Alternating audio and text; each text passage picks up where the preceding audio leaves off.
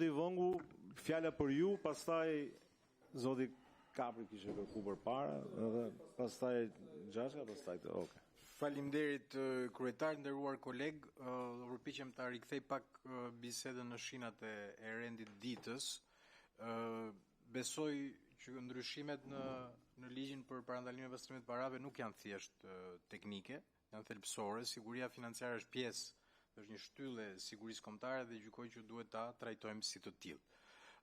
Nuk bie absolutisht dakord me parafolsin. Shqipëria nuk është më në fazën e korrigjimit, e kemi theksuar disa herë, ka dalë prej vitesh nga lista gri e Manival dhe sot jemi në situatën ku ruajmë standardet dhe i forcojmë.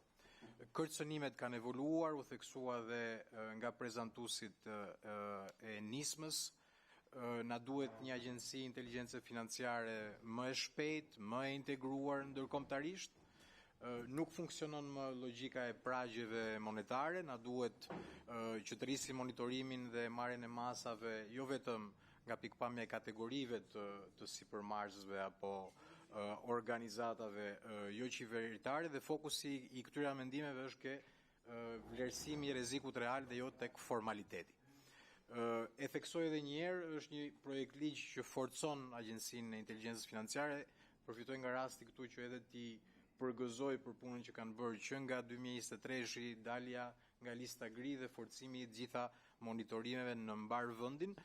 Projekt ligji jep një mundësi që të kenë më shumë instrumente operative, kohë reagimi më të shpejtë, bllokim, ngrirje transaksionesh brenda 72 orëve, më shumë akses në dhëna dhe më shumë koordinim ndërkombëtar dhe mbi të gjitha.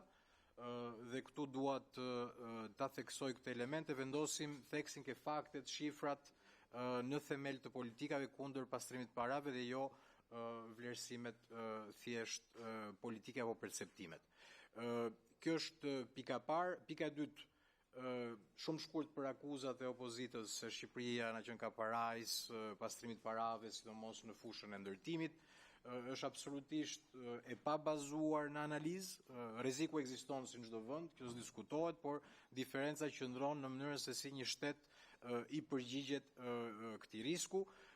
Po jap një shembull, dalja nga lista gri në 2023 ka sjellë rezultate konkrete për Shqipërinë, sistemi financiar është më i fortë, negociatat e sipërmarrësve investitorëve të huaj me ata shqiptar apo negociatat e shtetit shqiptar me investitorë të huaj janë bërë shumë herë më të lehtësuara nga fakti që vetë Shqipëria ka dalë nga lista gri, dhe kjo përkthehet shumë thjesht në më shumë investime, më shumë besim në sistemin ton financiar. Sot çdo transakcion i dyshimt ndiqet, analizohet, hetohet dhe mund të bllokohet.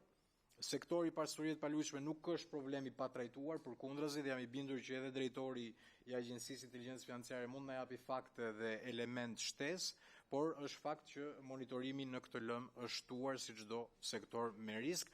Pra kemi ndërtuar mekanizma dhe ky projekt ligj i forcon këto mekanizma, duke bërë të pakthyeshme ato arritje që ka pasur vendi në këtë dimension të sigurisë kombëtare, dhe s'diskutohet që në këtë fazë negociatave me Bashkimin Evropian reputacioni financiar i vendit është një kapital strategjik dhe nuk duhet ta shpërdorijmë. Ju falenderit.